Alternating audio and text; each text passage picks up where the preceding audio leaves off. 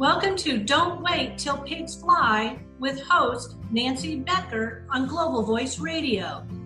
Nancy and her guests will share tips and recommendations on moving forward in your life and business now and not waiting till pigs fly.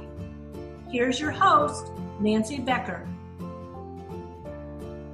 Good afternoon, everybody, and welcome to another version of Don't Wait Till Pigs Fly, a podcast where we talk to and with business owners who are sharing their knowledge and their expertise with us all so that we don't have to sit back waiting for those darn pigs to fly, but we can get out there, do our thing, rock it, and soar higher.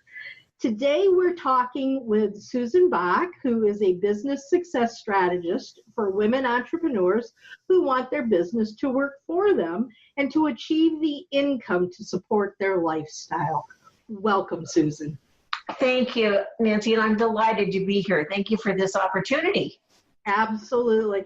I'm really excited to talk to you and to hear some of the things you have to share. I was doing a little research, I have to be honest, and I was on your Facebook page a little while ago because I wanted to make sure that I was able to talk intelligently. And I'm going, wow, she's a really cool lady. She knows a lot of the same people I know.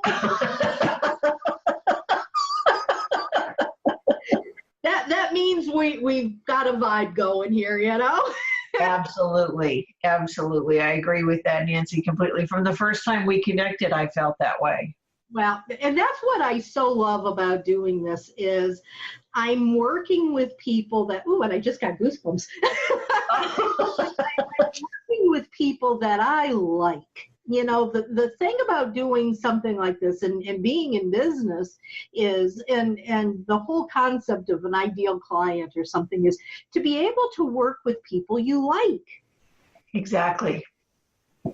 You know, and not only people we like, but also enjoy the interaction that we're having with them. It becomes a win-win.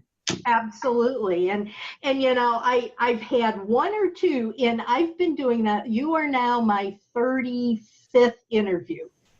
Oh, wow. I've been doing this for 35 weeks now, and I'm going, oh my gosh, that's amazing. It is. I think, and in terms of people doing podcasts, I'm still a baby. But I've been thinking, and I think there's only been 2 times in those 35 weeks that I've talked with someone that I'm going, oh, geez, let's get this hour over with.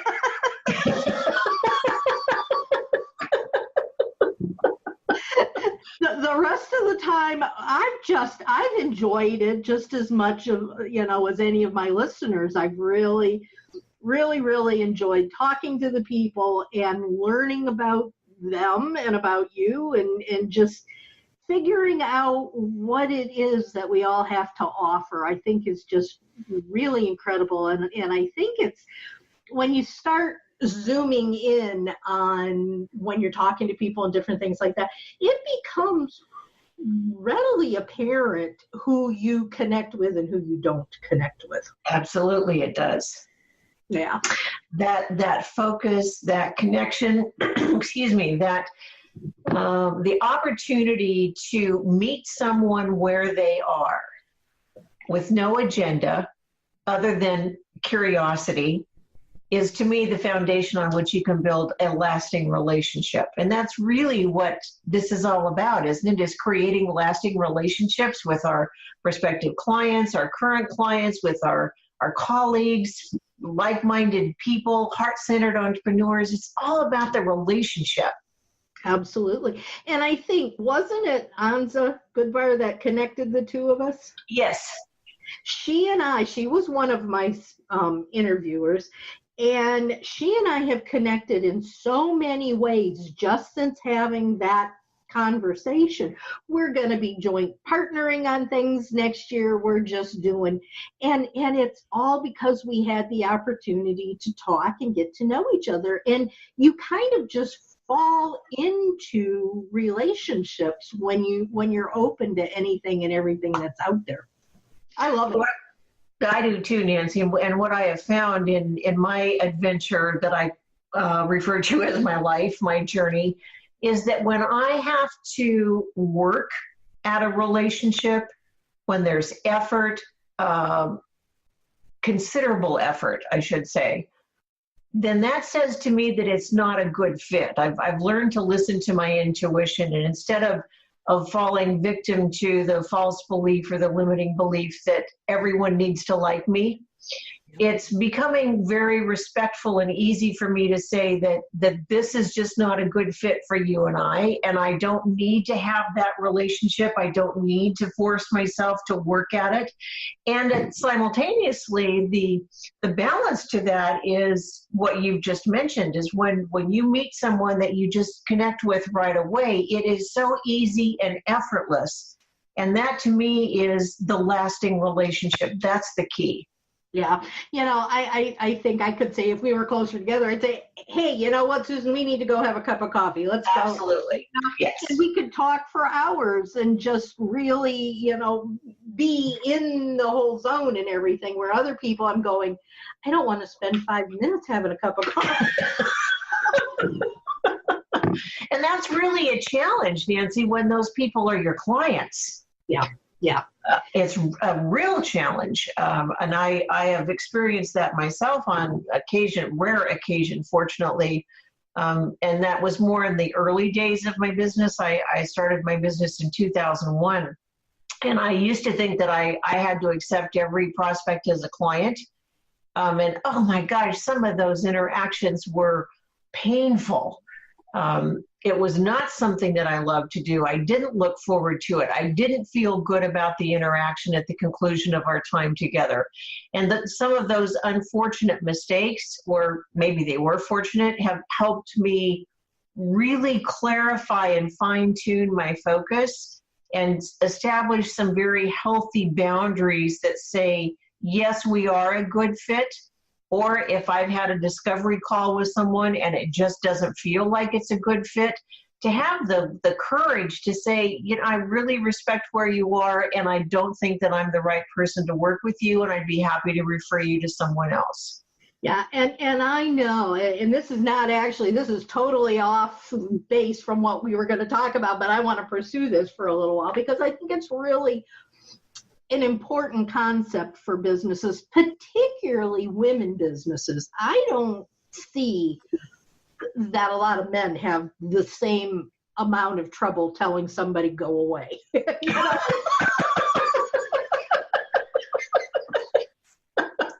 I would agree with that.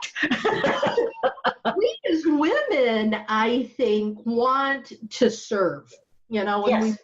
we want it, but it's also, I think it's also, and I have one, she's a friend, she's a client, and I want to break her neck because she won't listen to me. But right. I cannot get through her head that there really is, and I've got to coin a new word because I don't like target, I don't like ideal client. There needs to be a different word for that. But she says every single person in the world wants and will buy what it is she has to offer. Oh dear. And I tell her and I tell her and I tell her and I try to show her examples, and nope, she's just not listening to me. But it's also, I think, because she's so into the I've got to make money. Yes. Of it. So there's two things going on. There's I've got to serve all these people, but yet I'm in business and I have to make money. It's money, it's money, it's money. How do you how do you connect with people like this and get them to understand that they're doing themselves a disservice by having that mentality? That's a great question. A couple of responses I will share with you on that, Nancy. And the first one is to ask them, is that approach giving you the results you want? And obviously the answer is going to be no. So then the sequence then goes into, would you be willing to entertain a new approach or a new concept. So coming from the premise, as I mentioned earlier, of meeting them where they are, what they've been doing, the activities they've engaged in, the marketing or the approach they've used is not giving them the results they want. So what are the results that you want? And let's see what we can explore to discover some approaches that may give you the results that you want. One of my mentors for years has been Seth Godin, and he's, I think, written 19 books now. His most recent book is called This is Marketing.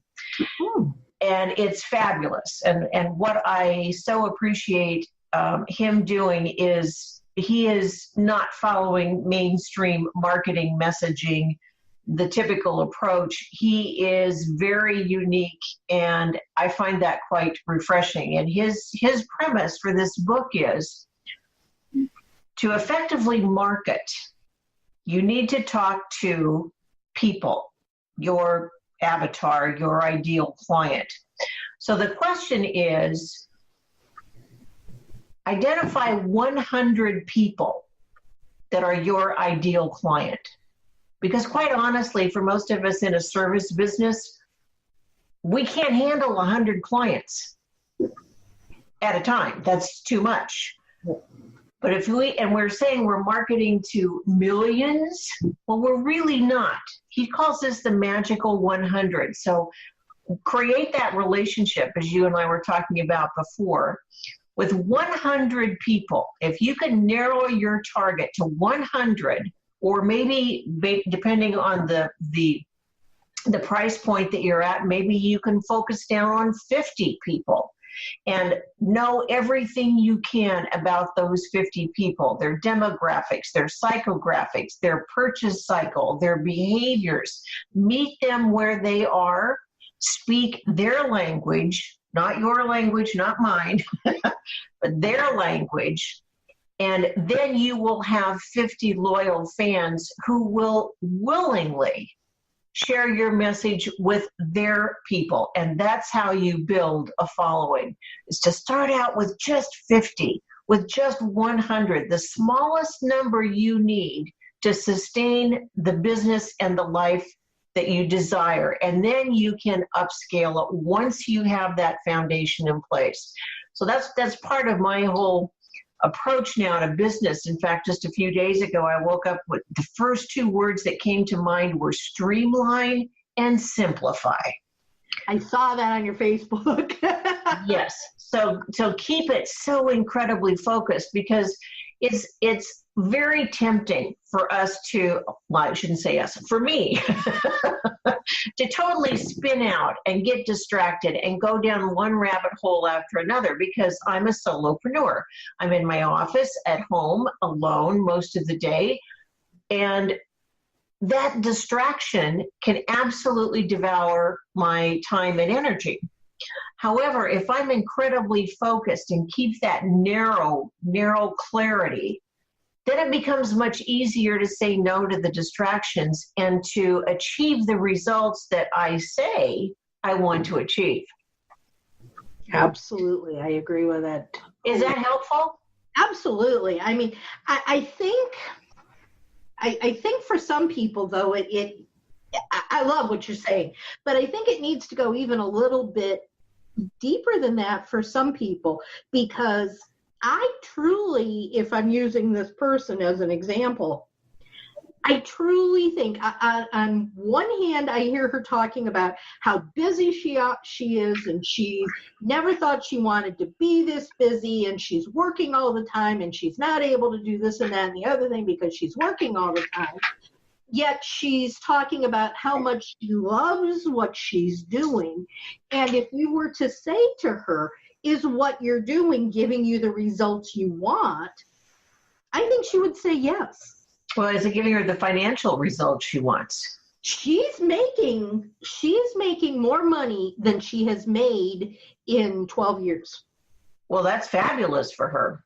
But she's still complaining about being so busy, and she's one of the reasons why she's so busy is she's spending all of this time marketing to the people that aren't going to buy what it is right. she's doing. but she doesn't get, and I think a lot of other people don't get, when you talk to them about ideal clients, their eyes roll into the back of their head. Right. And they're just going, I don't want to listen, because she's under such a concept that everybody wants what it is that she has to sell.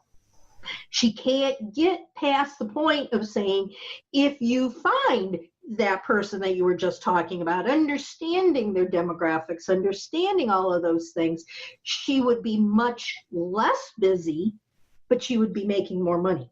Absolutely. That's right.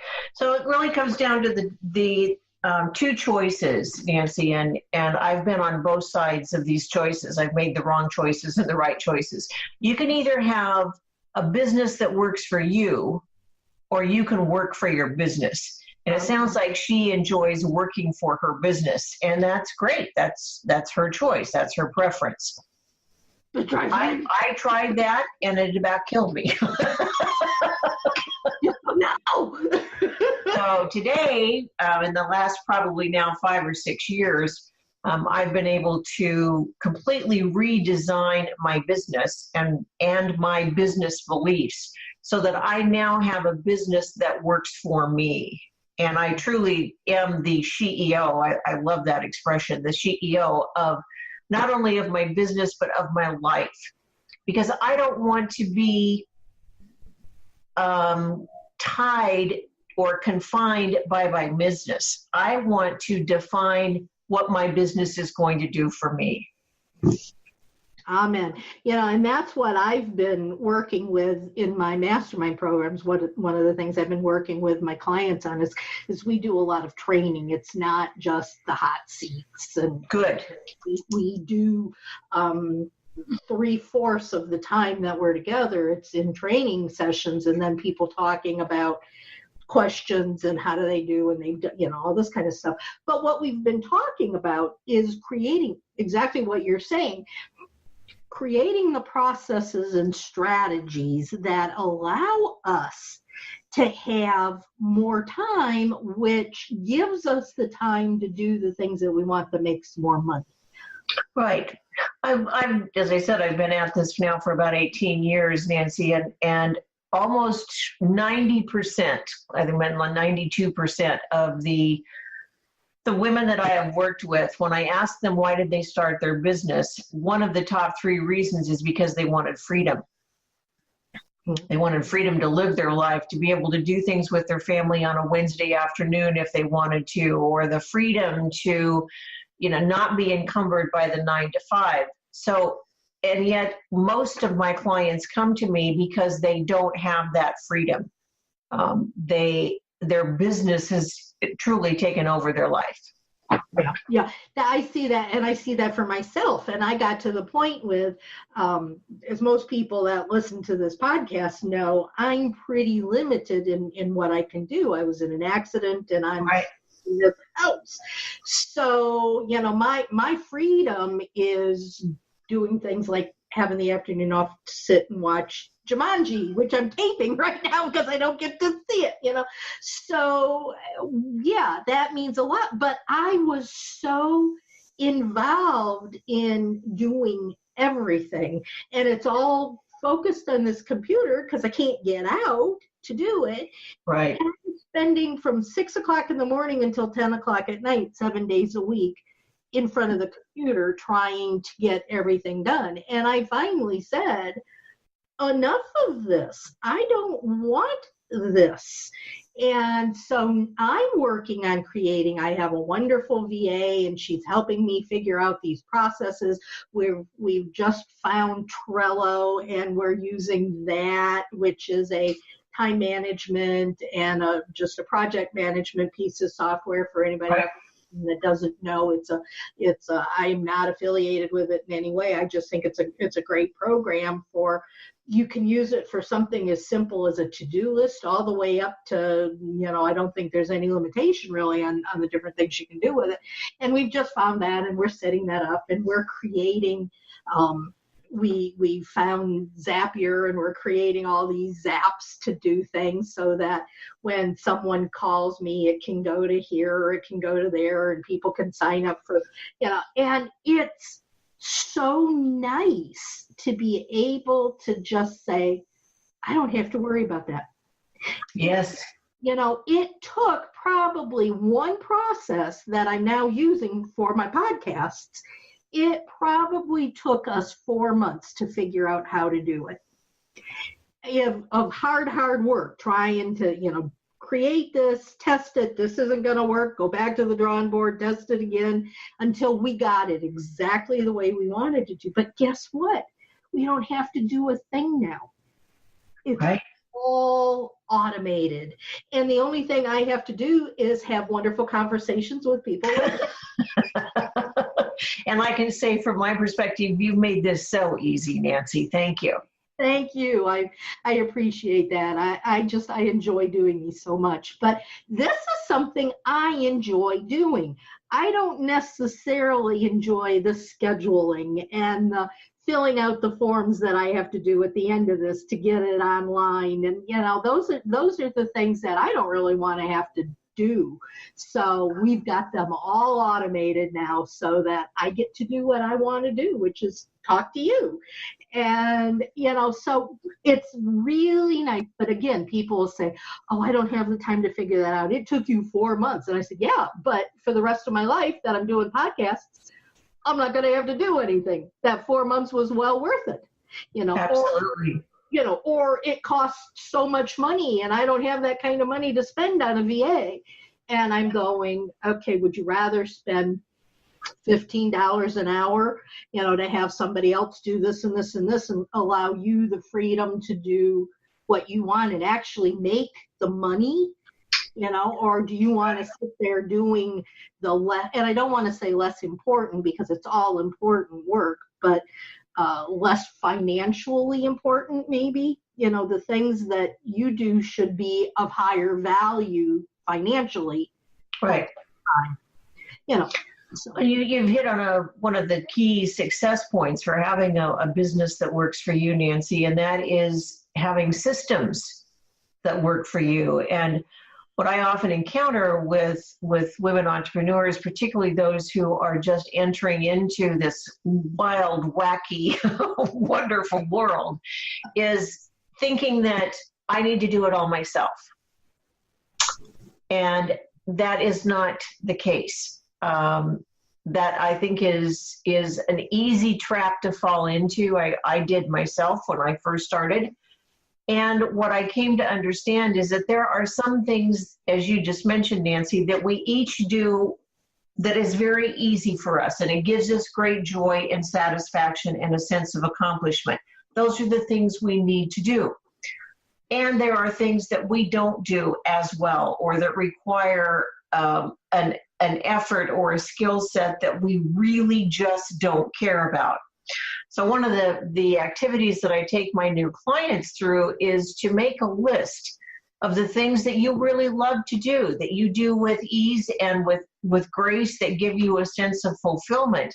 And what oftentimes occurs is they'll say to me, well, I do this really well, but because I'm so good, or it's so easy for me to do, it's not important. Well, that is exactly the opposite. When it is easy for you to do, that's part of your uniqueness. That's part of the skill set that you want to tap into every single day. So there might be days where I'm more involved in high income generating activities. There are other days when I'm involved in the infrastructure of my business, which sounds kind of odd to say when I'm a solopreneur, but yes, I have an infrastructure to my business. There are aspects of that detail and specificity that I absolutely love. Creating an Excel spreadsheet and doing the charting and the marketing calendar and what am I going to market when. I love the logistics and the planning of that. So I'm not going to give that up because it gives me a great sense of fulfillment and enjoyment. At the same time, when it comes to accounting, egads. I'm going to be bald if I have to do that. So by all means, that's delegated to a VA. So So part of the efficiency in setting up your systems and your processes and designing the infrastructure of your business is knowing what you love to do, what you want to do, and what you don't want to do. Yeah.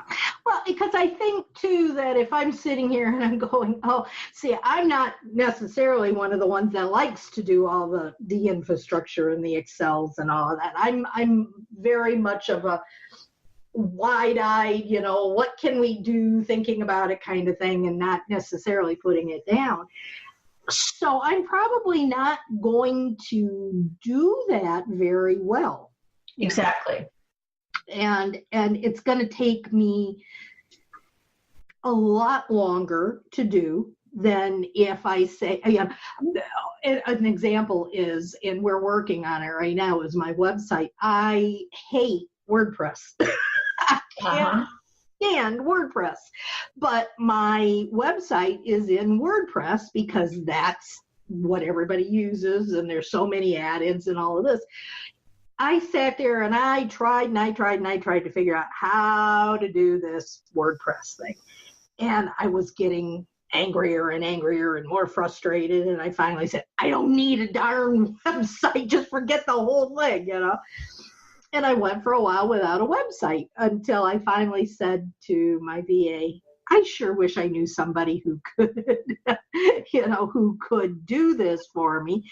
Right. And it's not perfect. We've still got work to do on it, but she did it. She likes WordPress. It's out there, and I don't have to go around saying to anybody who asks me, oh, I don't have a website. It's there. And the relief that I felt because I didn't have to do it. Yes. Was immense. It's a physical relief, it's a mental relief, it's an energetic relief, so that you do have the capacity then to focus on what is going to be your high income, high return time, so that you can continue to stay in business. Because let's face it, unless we're a nonprofit, we need to earn money. We need to have an income to sustain this business if we want to have a successful business. Some people just want a hobby, and that's totally fine. That's terrific for them. But there are those of us who do, in fact, need to generate a sufficient amount of income to support our life and our lifestyle. And with that belief, with that need, then we need to engage in behaviors that are going to fuel not only our bank account, but our soul account as well. That is so true. And I think that oftentimes people don't understand that. And that's one of the missions that I'm on right now, is to try to get more people to understand these things and to create the business that's going to allow them, as I say, to soar higher. Exactly. Sometimes I'm asked, what qualifies me to say that I'm a business success strategist. Can I ask you that? And I laugh when I'm asked that question, because my response is, the reason I'm qualified is because I have struggled. I have experienced immense disappointment in my business, and it practically failed. So I come from having done everything the wrong way, and going through about a decade of training, of learning, of experiencing disappointing results that I thought I was working so hard and to achieve. And my solution when I didn't get the results I wanted was to work harder, which ultimately led to my failure, not only physically, but also, as I said, financially with the business. So I had to stop and recalibrate and reevaluate and literally redesign my business from the ground up. And so I say what qualifies me to be the success strategist is because I was so unsuccessful. And now I have the success that I dreamed of, because when I went into my business, I was so passionate about the work that I wanted to do and the results that I could share with my clients, which was wonderful, but I didn't have the business acumen, the success formula of how to create a business. Tremendous amount of passion, but not the business mindset or knowledge that I needed to create something that was going to work for me. And that's what I learned the hard way. So now I can share that with clients, and we can shave 10 years off of their learning curve and their disappointments and their struggles and frustrations, and get to success so much more quickly. And that starts with this key question, Nancy, and that question is, what is your definition of success? Mm-hmm. Because for so many years, I was striving to achieve someone else's definition that I came to accept and acknowledge I really didn't want. That wasn't my definition of success. And in my journey inward, which has been one of the most frightening and fascinating experiences of my lifetime, I discovered that, number one, I was putting success in the future. I would be successful when, or I would feel success when I achieved blank. So I was putting it into the future, and I was constantly striving to attain something that was always in the future.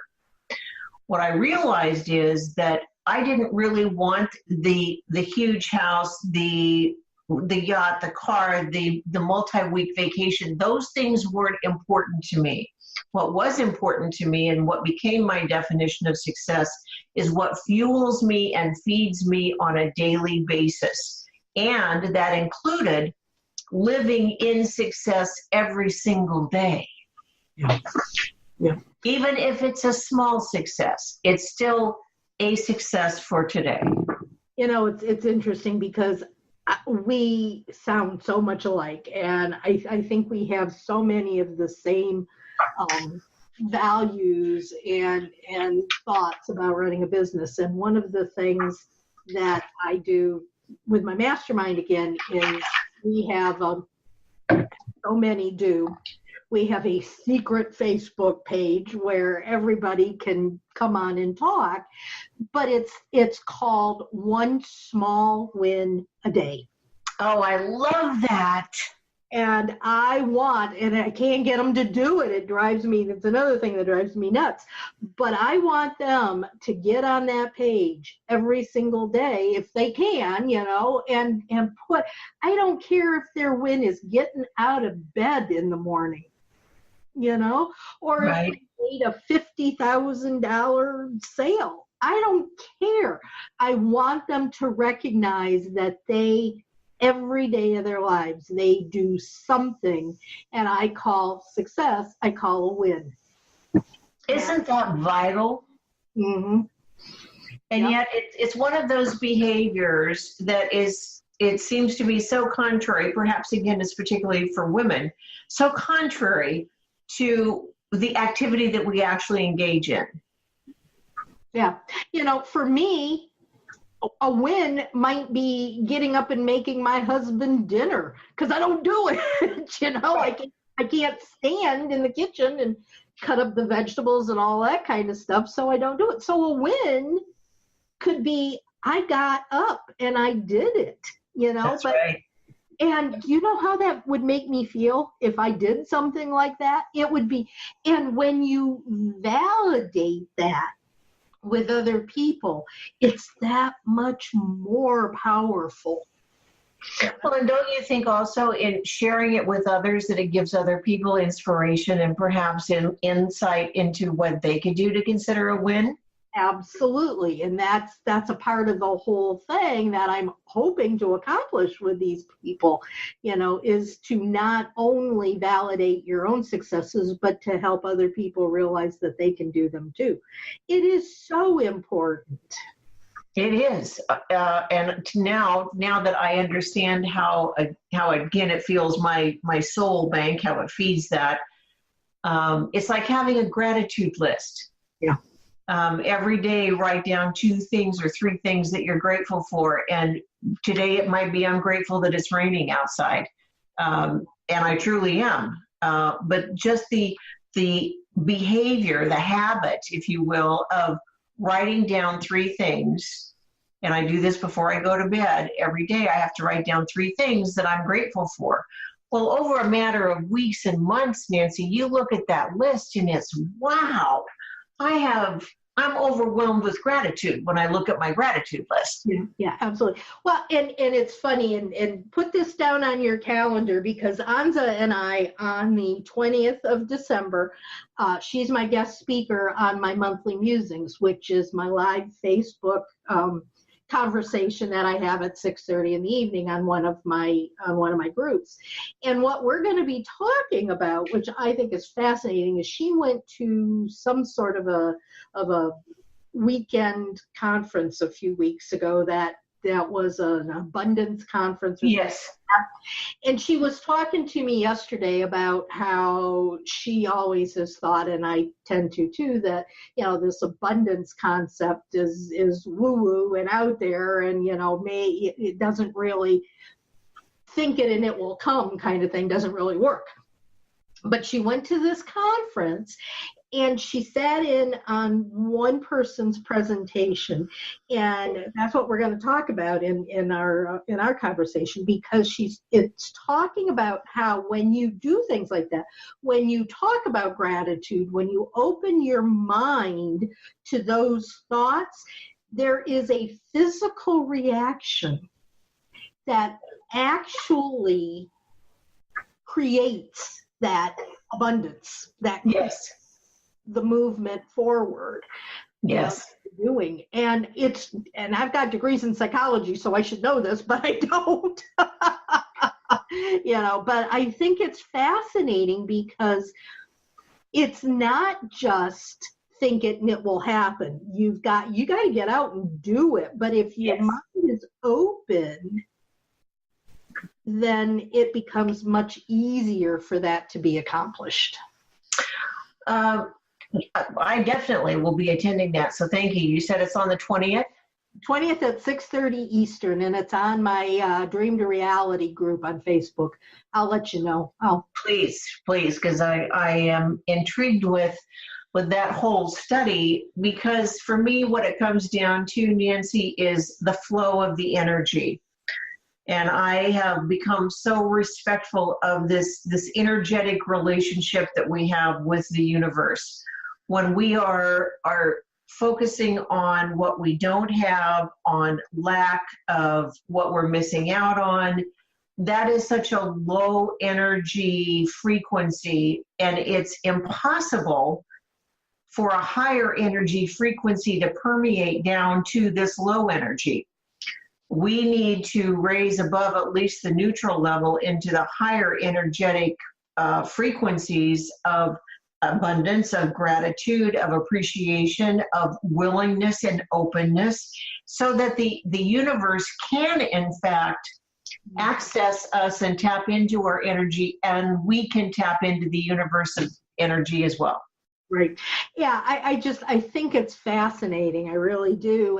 And I do, though, totally believe, and it goes back into my don't wait for pigs to fly concept, is that, yes, if we just sit there and say, as an example, I had an office for a while. Until I got hurt, I've always had a physical brick and mortar facility.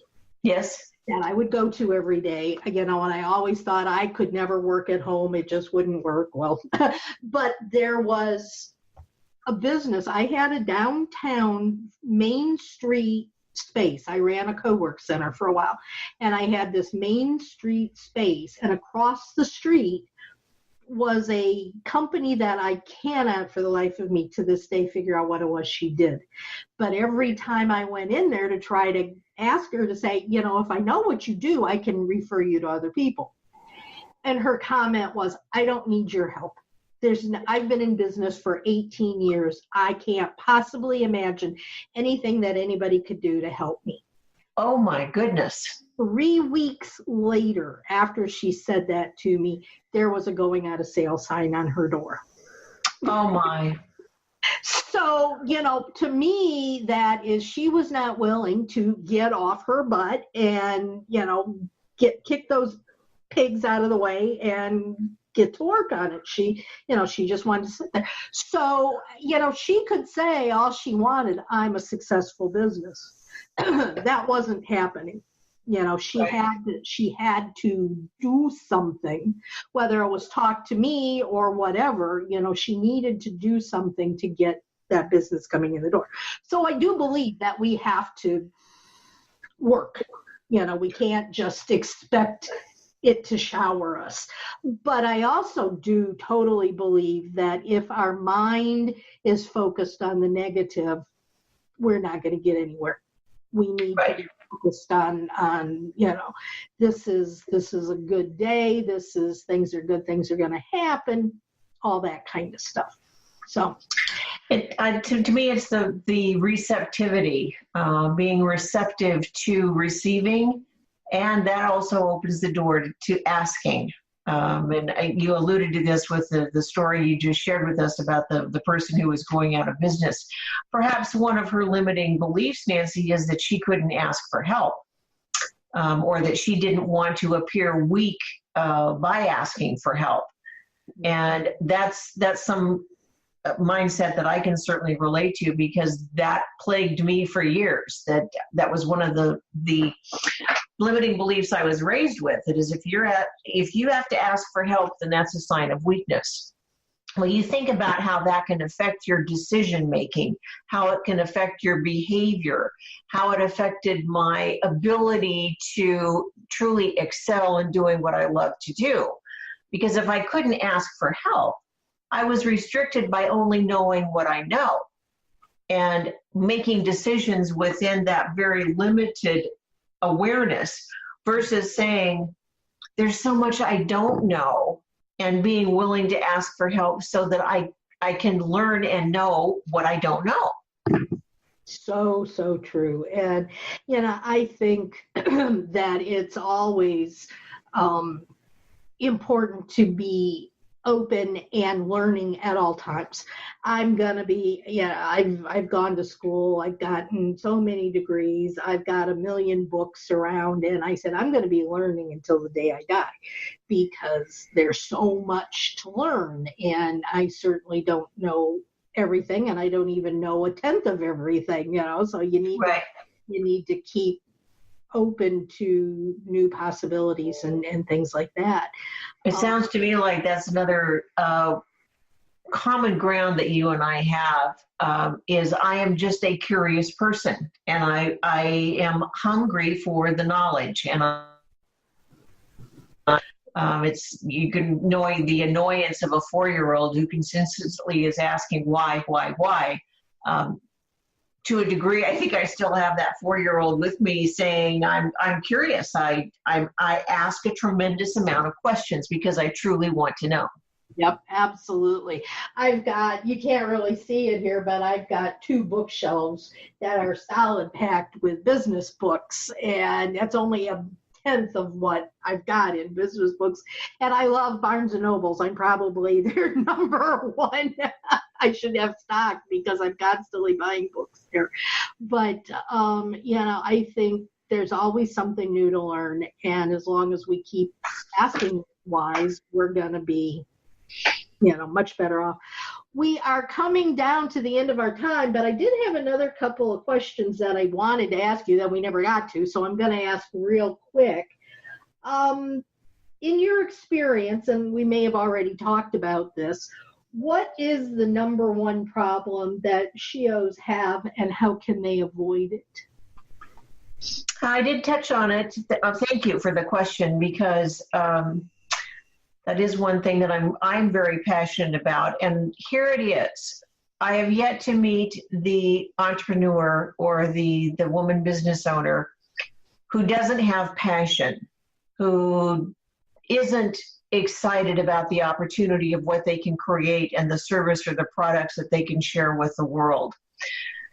So when we're looking at building a business, and a successful, lucrative business that can be sustained, it's because we have passion, that's our desire, but we may not have the business acumen or knowledge to be able to create the business that's going to allow us to be of service to the people that we want to work with.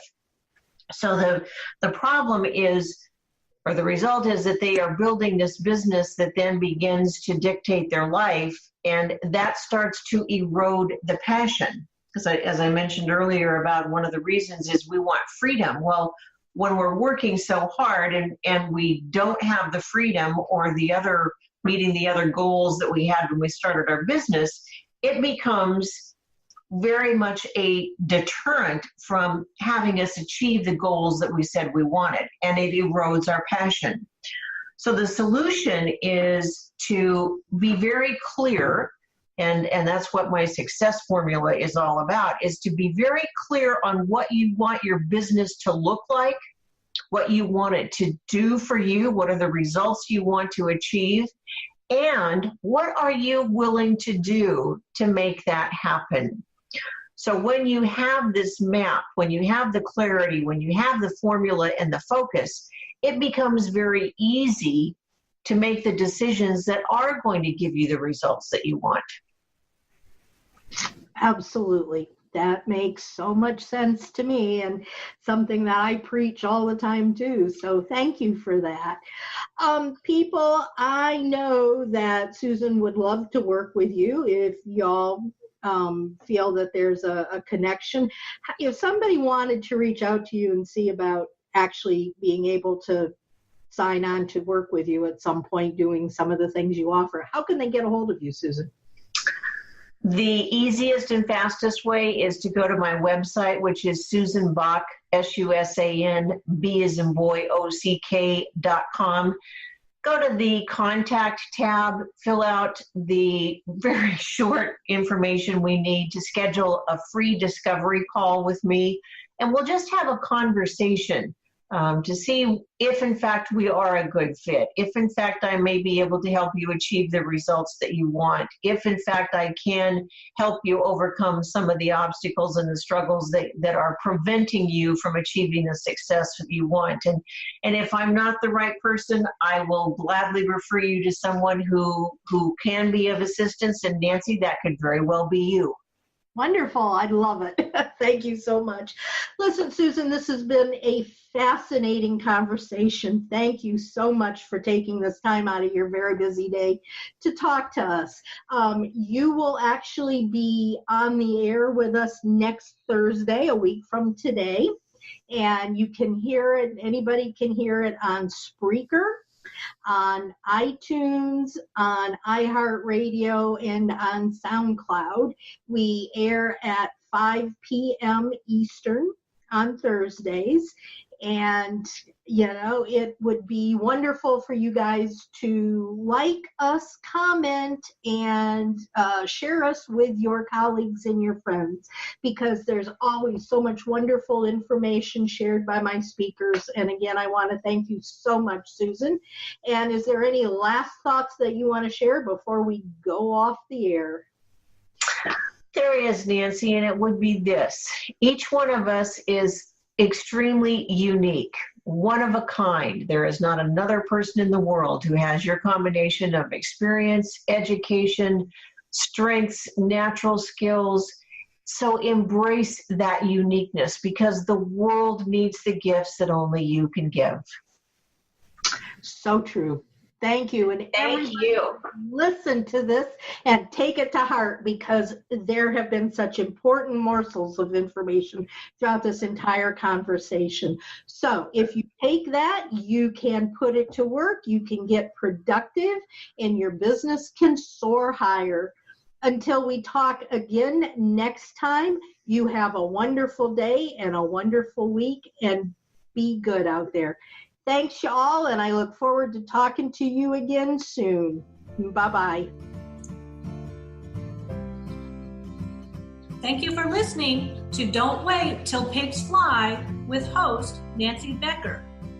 Join Nancy every Thursday at 5 p.m. Eastern on Global Voice Radio.